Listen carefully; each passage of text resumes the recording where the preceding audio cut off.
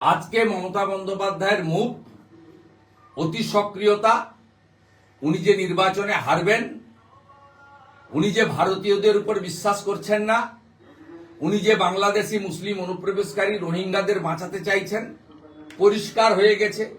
এই বঙ্গভূমির সৃষ্টিকর্তা ডক্টর শ্যামাপ্রসাদ মুখার্জি, স্বামী প্রণবানন্দ 1947-এর 20 জুন বাঙালি হিন্দুদের হোমল্যান্ড হিসেবে, আর এই বাঙালি হিন্দুদের হোমল্যান্ডকে বাংলাদেশি মুসলিম অনুপ্রবেশকারী রোহিঙ্গাদের হাতে তুলে দিতে চান এই রাজ্যের সরকার, এই রাজ্যের শাসক তৃণমূল কংগ্রেস, তার সর্বোচ্চ নেত্রী মুখ্যমন্ত্রী মমতা বন্দ্যোপাধ্যায়।